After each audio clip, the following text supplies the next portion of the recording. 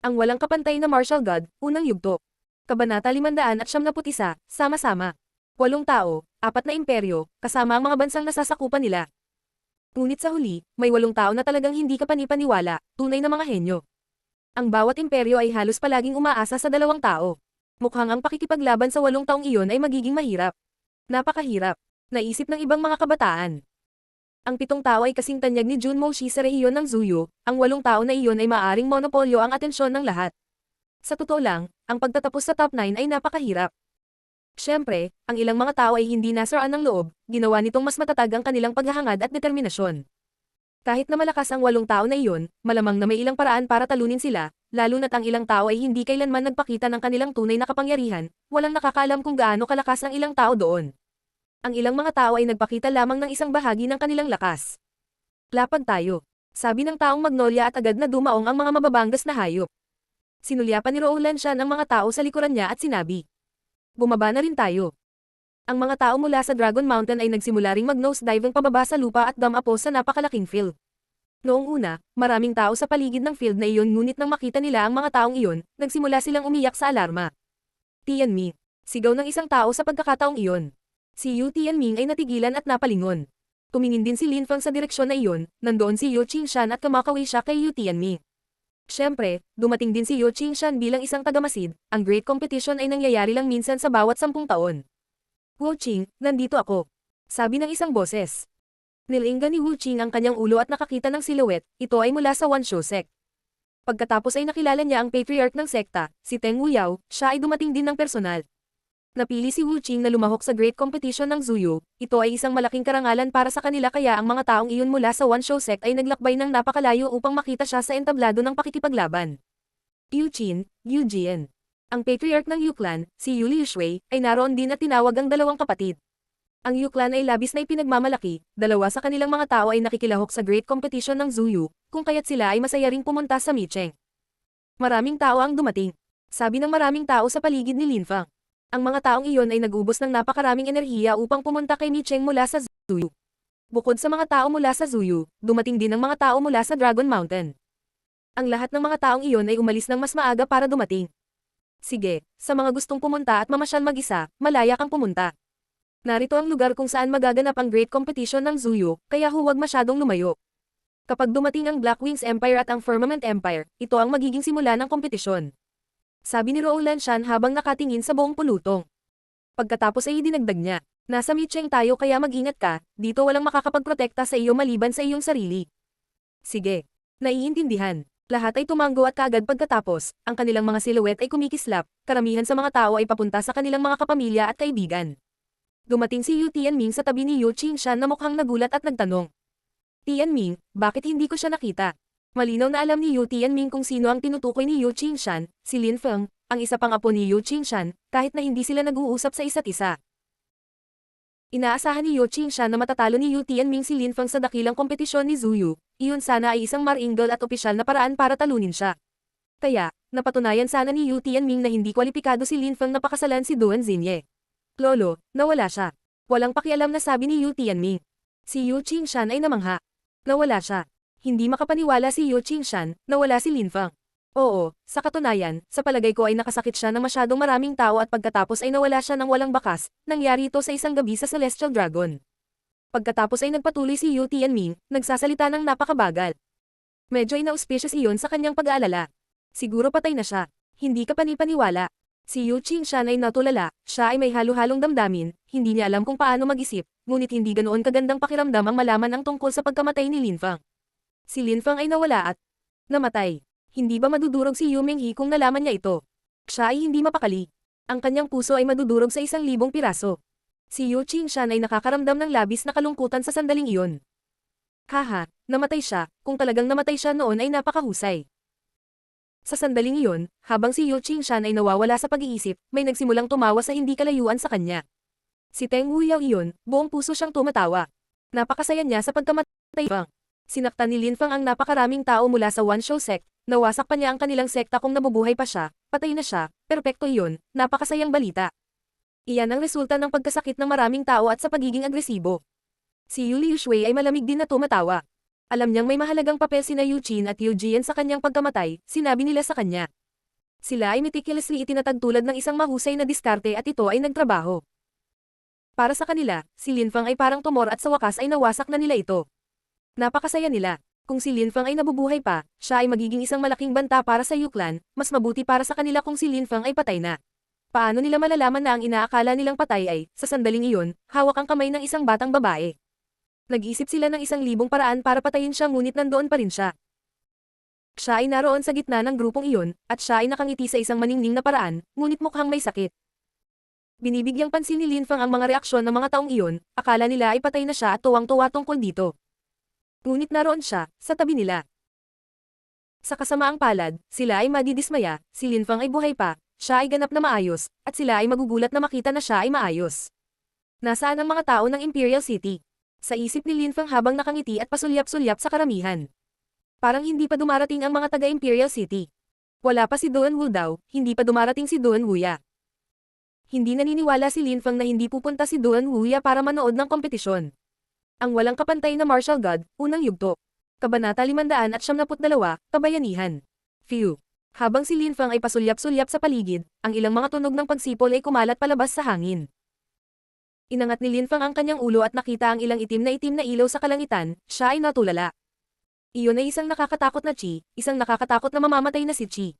Nang makita ni Linfang ang mga itim na ilaw na iyon, naramdaman niya na maaaring maimpluwensyahan ni Chi ang determinasyon ng mga tao. Maraming tao ang tumingin doon, sila ay natulala, na si Chi ay masyadong malakas. Mga kabaong, ang mga bagay na iyon ay mga kabaong. Ang mga itim na bagay sa kalangitan ay nagiging kakaiba sa larangan ng pangitain ng karamihan, nagsimulang manginig ang mga tao.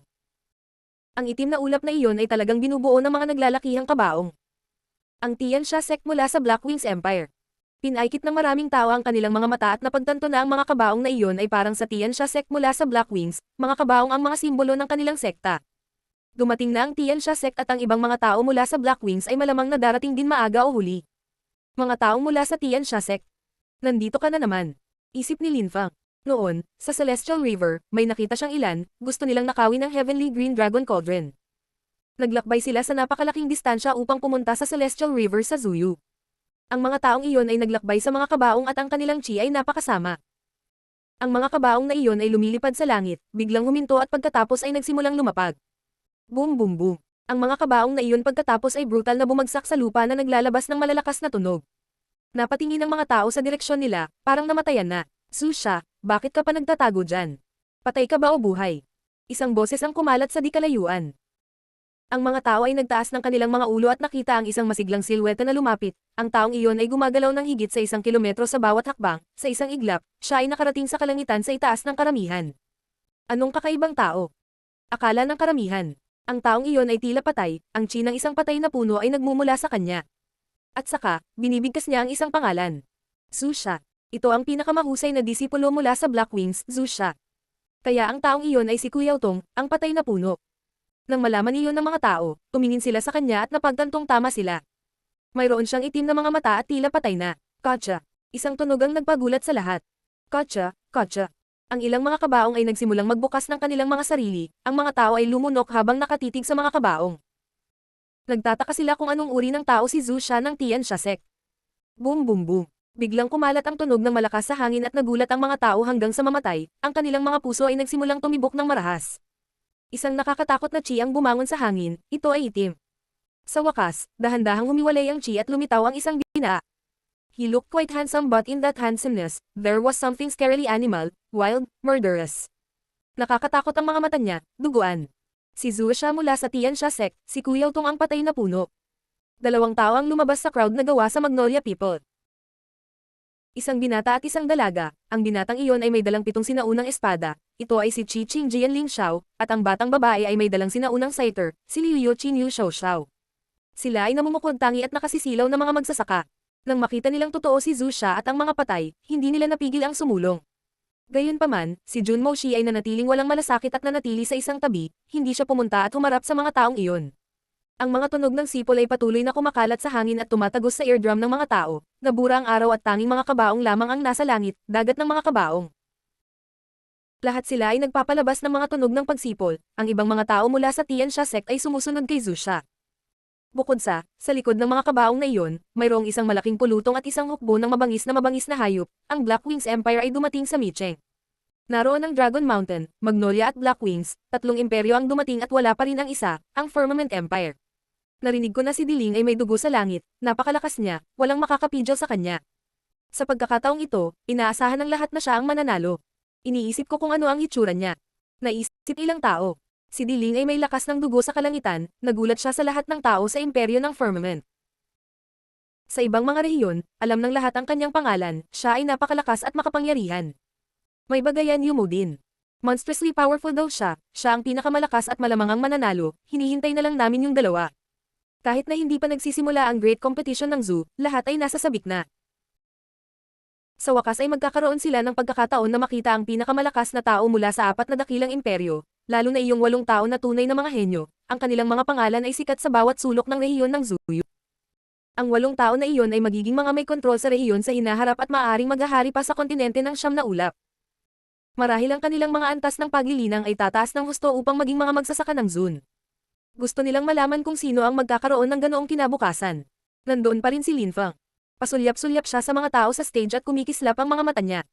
Ang mga taong iyon ay tunay na mga henyo, si Lin Feng ay nakaramdam ng kabayanihan, mataas ang loob, siya ay lalaban sa mga taong iyon, bakit hindi siya makakasama nila? Hinahangaan ng lahat, pinalakpakan, bumaba siya sa yugto ng pakikipaglaban, at walang humahanga sa kanya, tahimik siya, walang nakakakilala sa kanya, at wala nang gustong pumatay sa kanya sa sandaling iyon. Kinailangan ni Lin Feng na maging mas malakas at lumakad pa sa landas ng paglilinang.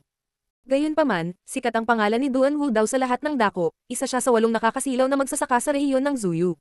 Noong nasa Zuyu pa si Lin Feng, hindi niya napagtanto na may ganoong impluensya si Duan Wu daw sa ibang bansa. Kinailangan niyang lumabas para mapagtanto yun. At saka, sa sandaling iyon, 2 kabayo ang bumangga kay Micheng sa pamamagitan ng tarangkahan nito. Ang 2 kabayong iyon ay parang dugo na pula, sa mga kabayong iyon, may mga taong nakasuot sila ng mga sinaunang tansong maskara, mukhang mabangis at matigas. Nakarating kami sa Micheng. Hindi ko alam kung dumating si Lin Feng kasama ang mga tao mula sa Dragon Mountain o hindi. Sabi ng isa sa taong iyon habang nakatingin sa crowd. Mukhang nasa sabik sila, kailangan nila ng 1 buwan para makarating kay Micheng sakay ng kabayo.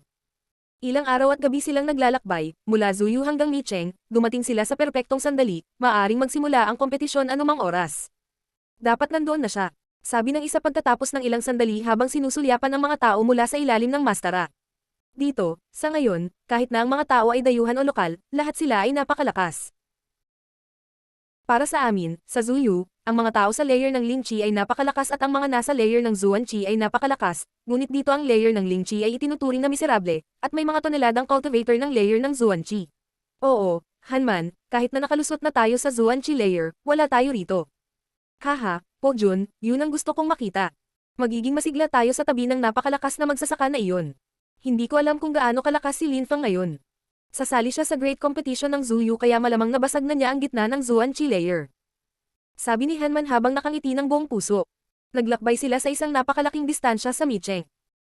Sinabihan sila ni Liu Kanglan na puntahan si Lin Feng, sa parehong oras, makikita nila ang labas at tuklasin ang mundo.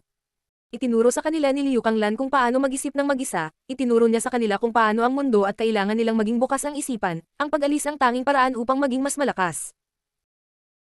Kung nanatili sila sa Zuyu magpakailanman at hindi umalis, kung hindi nila nakita kung gaano kalawak ang mundo, kung hindi sila tunay na malalakas na magsasaka, hindi sila magiging mas malakas.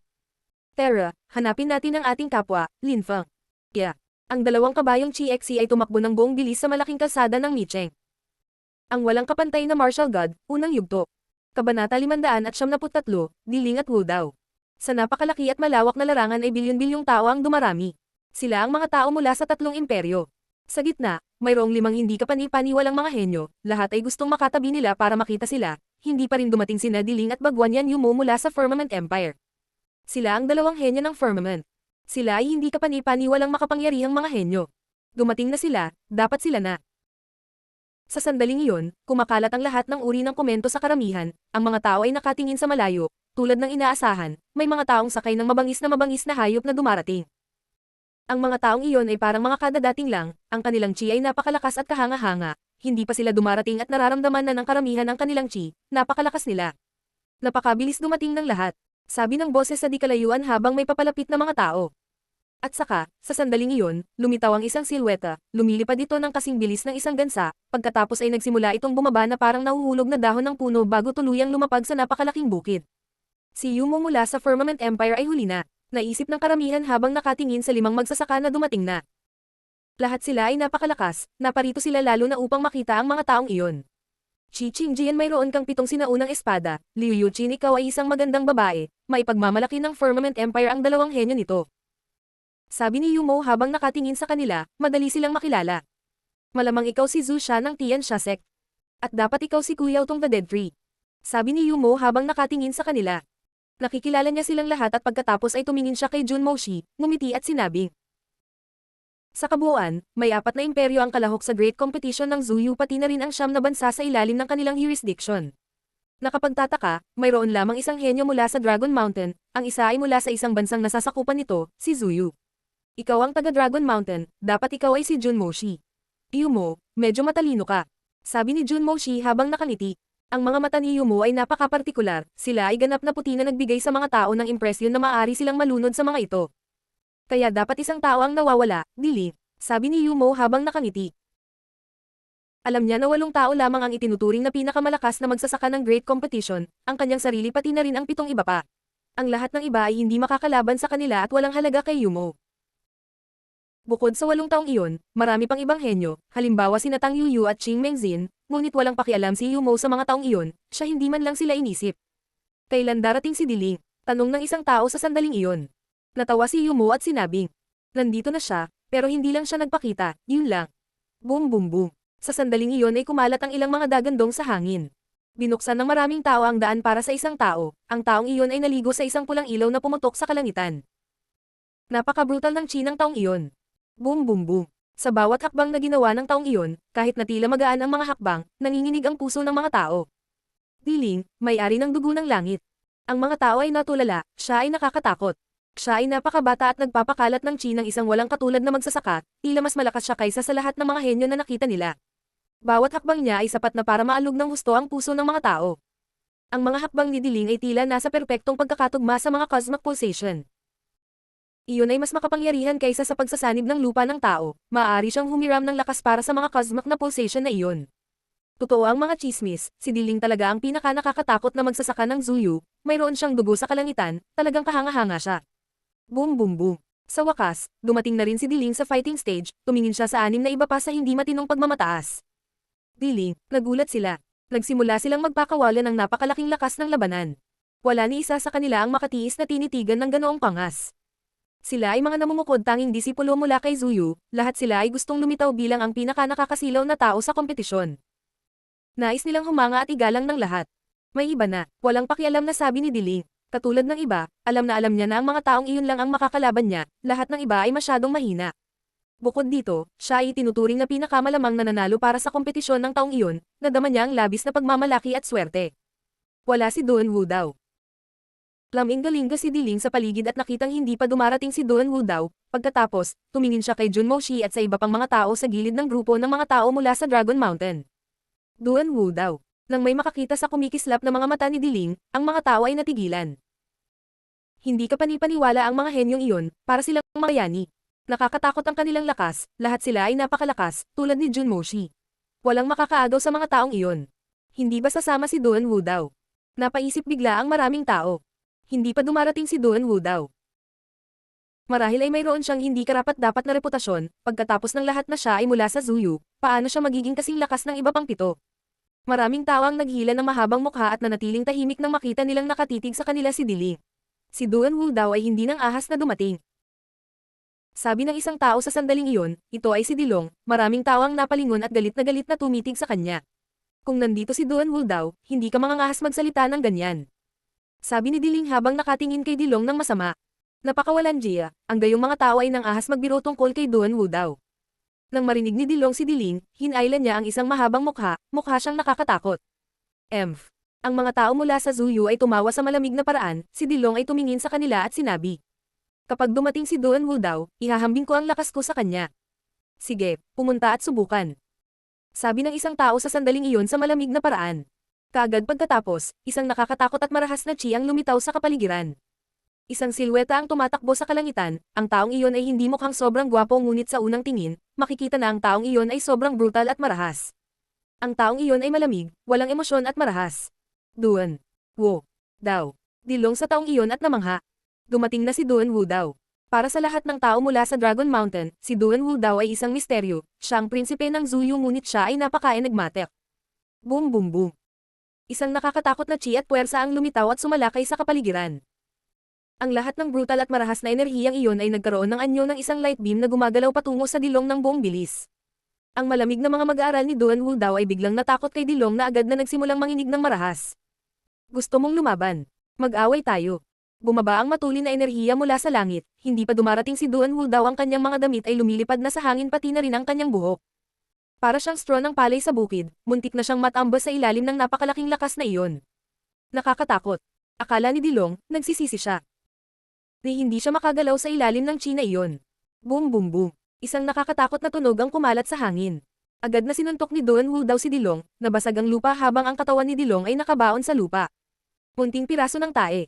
Malamig na sabi ni Duan Wu daw. May impresyon si Dilong na sisabog ang kanyang ulo.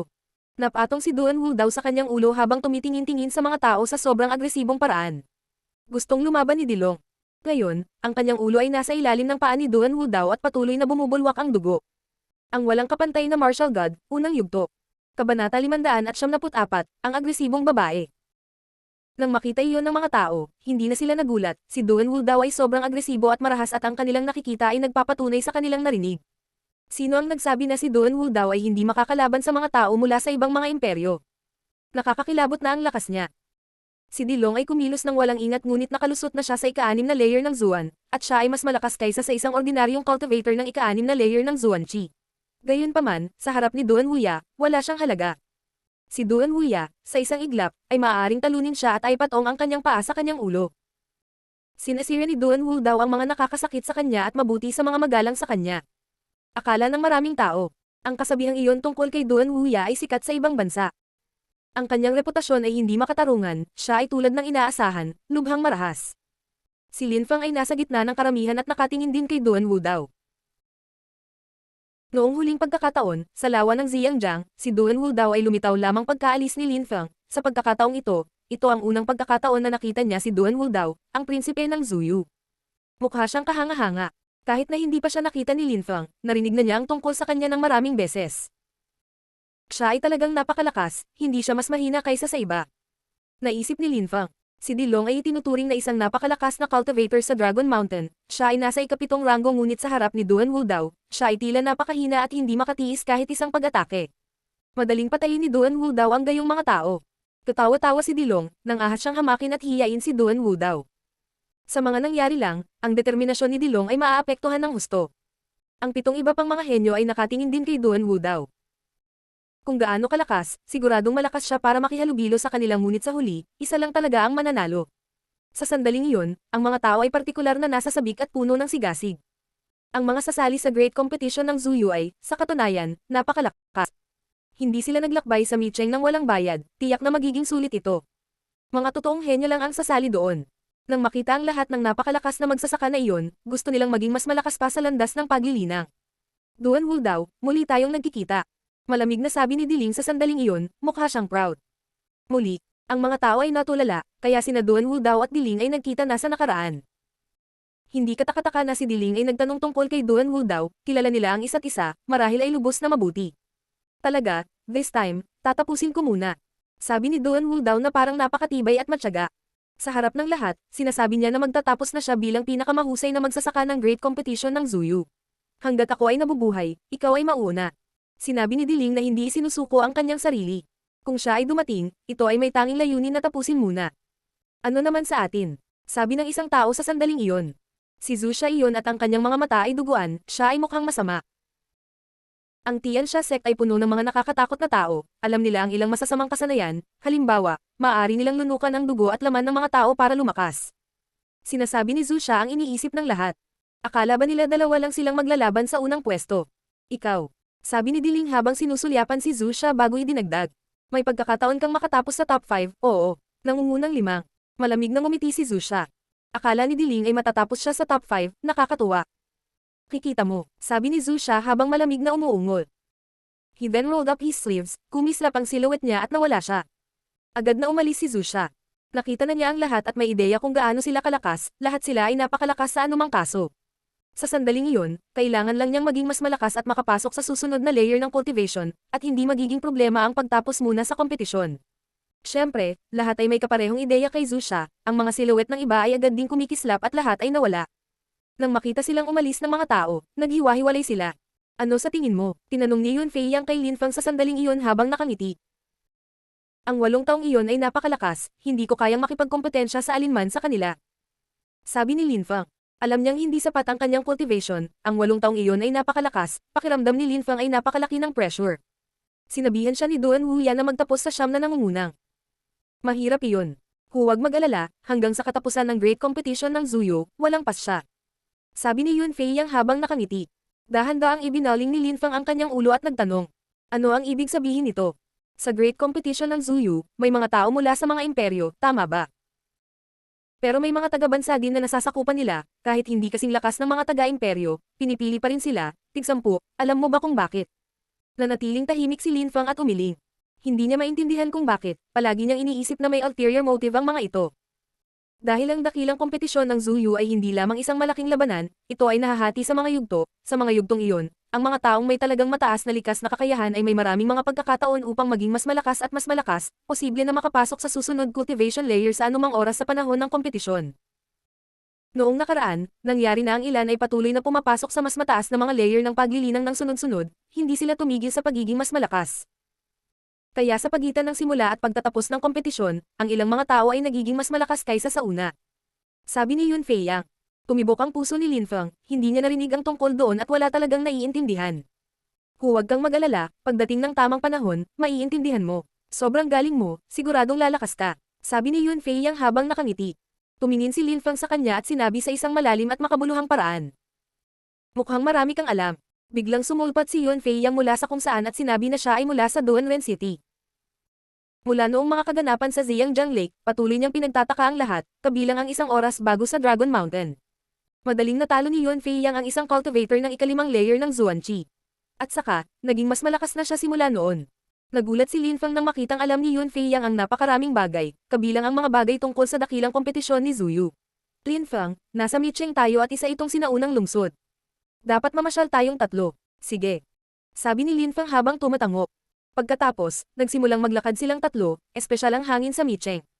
Bro, ang hangin sa Micheng ay puno ng chinang lupa at langit, napakasiksik dito. Sabi ni Xiaoya, tumango sina Lin Feng at Yunfei Yang at huminga ng malalim. Ito ay kahanga-hanga. Malamang na napakabilis at mahusay na magsanay ng paglilinang sa ganoong lugar, higit pa sa Dragon Mountain o Zuyu man lang. Kumuha si Lin Feng ng lang, binuksan ito at nagsimulang uminom, sa isang iglap, ang kanyang enerhiya ng apoy ay nagsimulang damaloy ng buong bilis sa kanyang katawan kaya pinasigla rin ang kanyang purong chi. Bahagyang namula ang galit na mukha ni Lin Feng.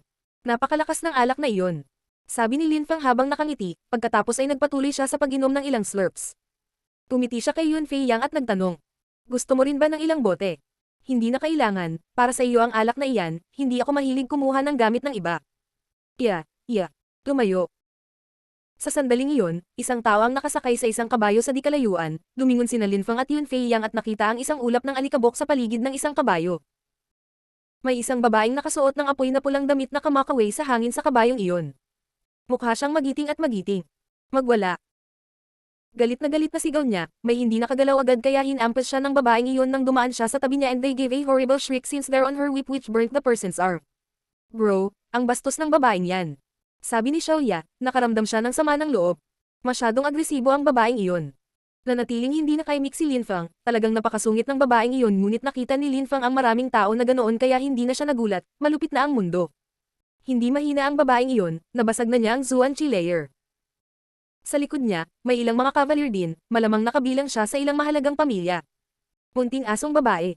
Ang kanyang fire whip pagkatapos ay agad na lumipat patungo kay Xiaoya, siya ay malubhang masugatan kapag ito ay umabot sa kanya. Narinig niya si Xiaoya noong sinabi niyang bastos siya. Nang makita iyon ni Lin Feng, tumingin siya sa kanya sa malamig na paraan at agad na lumipat sa harap ni Xiaoya upang hadlangan ang kanyang daan. Ang walang kapantay na martial god, unang yugto. Kabanata 575, Coming for Revenge. Mawala. Sigaw ng babae, habang sinusulyapan si Lin Feng. Nang makita niya na ang chi ni Linfang ay walang lakas ng Zuan Chi layer, tumingin siya sa kanya sa isang mapanuksong paraan. Iniunat ni Linfang ang kanyang kamay at tiningnan ang letigo at agad itong hinawakan. Sa isang iglap, hindi na gumagalaw ang letigo, mahigpit itong hinawakan ni Linfang. Ha! Ang batang babae sa pulang damit ay natulala at malamig na tinitigan si Linfang. Mas maraming apoy ang gumagalaw sa letigo patungo sa kamay ni Linfang ngunit sa parehong oras, ilang purong chi ang gumagalaw din dito. Gusto niyang mag-counterattack. Ngunit mahigpit pa rin ang hawak ni Linfang sa letigo, hindi ito gumagalaw kahit isang pulgada, at higit pa rito ay mabilis na nawawala ang apoy niya. Tumayo, sabi ni Linfang sa sandaling iyon. Sa isang iglap ay tumagos ang kanyang lakas sa letigo at lumipat patungo sa katawan ng dalaga. Tumaas ang letigo sa hangin at, habang hawak niya ang kabilang dulo, bumangon din siya kasama nito. Siya ay natigil na nakabitin doon. Biglang nagbago ang ekspresyon ng mukha niya sa mga sandaling iyon. Tumigil ka, sigaw ng isang tao sa malamig na paraan. Isang napakalaking pisikal na lakas ang pumaligid sa katawan ni Linfang. Mawala. Hindi gumalaw si Linfang ngunit isang hakbang pasulong si Yun Feiyang, ang kanyang Changpao ay kamakaway at isang napakalaking chi ang kumalat sa hangin. Sumunod ang mga dagandong na sinundan ng ilang mga dagandong, ang alikabok ay tumataas sa paligid. Pagkatapos ang katawan ng ibang tao ay na-project patalikod. Magwala. Sigaw ng isa pang tao. Si Linfang ay mahigpit pa ring nakahawak at nayuyugyug ang letigo. Nanginginig di talaga. Nilagyan ito ni Linfang ng mas maraming lakas na naging dahilan ng paglipad niya. Nadulas siya saglit bago huminto. Nang makatayo siya ng matatag, tumingin siya kay Linfang sa malamig na paraan at sinabi. Nakakagulat ka bang naglakas loob na salakayin ako? Asar. Sabi ni Linfang sa malamig na paraan. Hindi siya nakangiti sa lahat ng oras na ito, mukhang galit na galit siya. Gusto mong mamatay, sabi ng babae. 3. Hakbang pasulong si Linfang, mukhang kinakabahan ang babae. 2. Si Linfang ay gumawa ng isa pang hakbang habang nagbibilang, ang kanyang chi ay lumalamig at lumalamig. Miss, alis na tayo. Iminungkahi ng ibang tao, habang nakatingin kay Yun Feiyang. Hindi siya kayang harapin ng taong iyon. Ang babaeng nakasuot ng pulang damit ay naghila ng mahabang mukha, huminga ng malalim, at sa isang iglap ay inutusan ang kanyang kabayo na lumapit. Nais niyang magpatuloy sa kanyang lakad. Ano, gusto mong makasakit ng ibang tao, di ba? Sabi ni Linfang, nang makita niyang gusto na niyang umalis. Sa isang iglap, naglabas siya ng chi sa kanyang bibig na lumipat patungo sa kabayo. Boom boom boom. Isang nakakatakot na chi ang lumitaw, ang kabayo ay napaungol ng lumitaw ang isang apoy na pulang ilaw. Si Linfang ay humigop muli ng alak at nag-alab ang apoy sa kanyang katawan. Napakainit noon. Para siyang masusunog hanggang mamatay, ngunit ang kabayo ay talagang nasusunog. Ikaw. Nang makita ng babae na nasusunog ang kanyang minamahal na kabayo, tinitigan niya si Linfang, galit na galit siya. Isa, sabi ni Linfang, at pagkatapos ay ibinagsak ang sarili sa babae. Tara na. Kumislap ang silhouette ng guard ng babae, nag-transform siya sa isang ilusyon at agad na hinawakan ang dalaga at dinala. Tiningnan ni Linfang ang mga silhouette na umaalis ngunit hindi niya ito hinabol. Maghintay at makikita mo, sabi ng malamig na boses sa di kalayuan, hindi nilayon ng babae na paalisin si Linfang. Pinaikit ni Linfang ang kanyang mga mata na tila malamig sa yelo. Dahil naranasan niya ang mga paghihirap gamit ang mga masasamang espada at pagkatapos ay nagnilay-nilay sa ilang mga bundok, naging mas optimistiko siya, mas mapagbigay at hindi na siya malamig kaysa dati. Madalas siyang nakangiti at tumatawa ng buong puso. Ngunit sa tiyak na sandali, siya ay tumingin lalo na malamig. Linfang, parang kailangan nating mag-ingat dito. Hindi ito katulad ni Zuyu, ang gwardya na iyon ay nakalusot sa ika-4 na layer ng Zuan Chi, hindi siya normal na gwardya. Sabi ni Yun Feiyang. Tumanggo si Linfang ngunit wala pa rin silang magagawa, hindi maiiwasan ang sitwasyong iyon. Bro, ako ang nagdulot ng problema sa iyo, hindi ba? Tanong ni Xiaoya, nakonsensya siya. Hindi, huwag kang mag-alala, wala itong kinalaman sa iyo. Sabi ni Linfang, habang hinahaplos ang kanyang buhok. Sinulyapan siya nito at hinawakan ang sariling buhok. Tumiti si Linfang sa kanya, nakita niya itong napaka-cute at kaibig-ibig. Pagkatapos, kinuha niya ang bote niya at nagpatuloy sa pag-inom. Burp. Dumighay si Linfang at may lumabas na apoy sa kanyang bibig. Pumula ng pumula ang mukha niya. Malinaw na ang insidente sa babae ay hindi pa tapos at ang kanyang dalisay na chi ay hindi pa ganap na bumalik sa normal, gayunpaman, ang epekto ng mga potion ay nagsisimula ng mawala. Tinulungan siya ng hot unit na makabawi, mas mabilis na bumabalik sa normal ang kanyang pure chi. Sa sandaling iyon, ang dalisay na chi ni Linfang ay may lakas ng pangalawang layer ng Zuan Chi. Pero kaya niyang itago ang tunay niyang lakas ngayon. Tulad ng nahulaan ni Linfang, hindi pa tapos ang kwentong iyon. Hindi nagtagal, isang mabangis na hayop ang nagsimulang lumipad ng paikat-ikot sa hangin sa itaas ni Linfang. Inangat ni Linfang ang kanyang ulo at tiningnan ito, ang babaeng nakapula ang nakasakay dito, ang halimaw at siya ay patuloy na nakatitig kay Linfang. Nang makita ng batang babae si Linfang, sinabi niya sa malamig na paraan. Ayan. Sa isang iglap, maraming mabangis na hayop ang nagtipon at nagsimulang lumipad sa paligid ni Linfang, pinalibutan siya.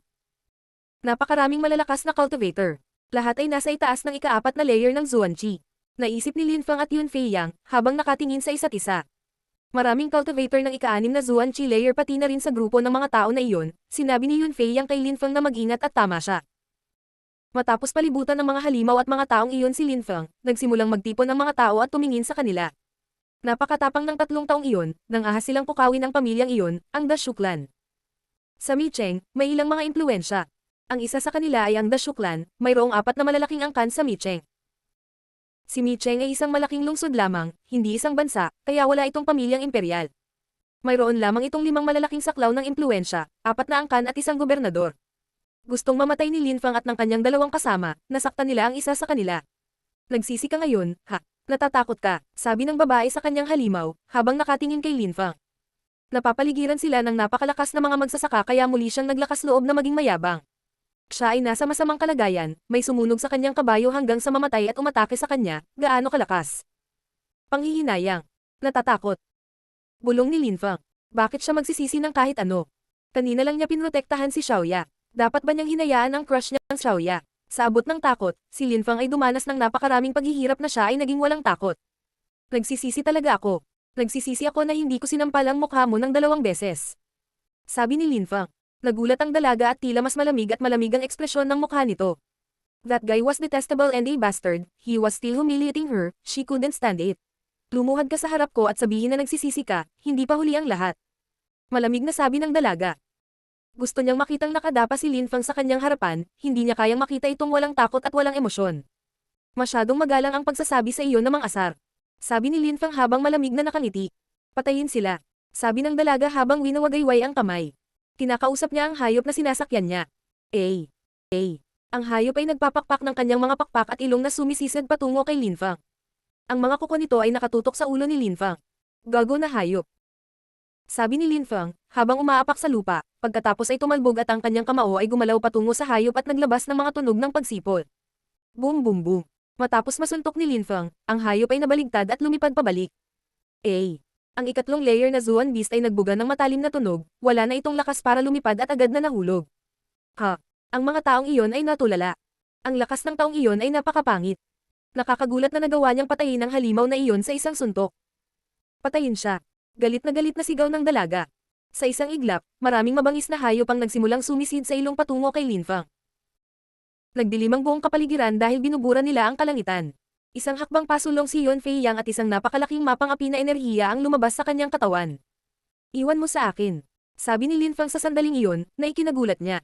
Kaagad pagkatapos, nawala ang kanyang lakas, gusto ni Linfang na lumaban ng mag-isa.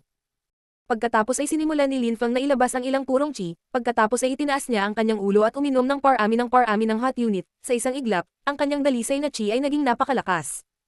Sa isang kisap mata, si Linfang ay napapalibutan ng isang layer ng purong chi light.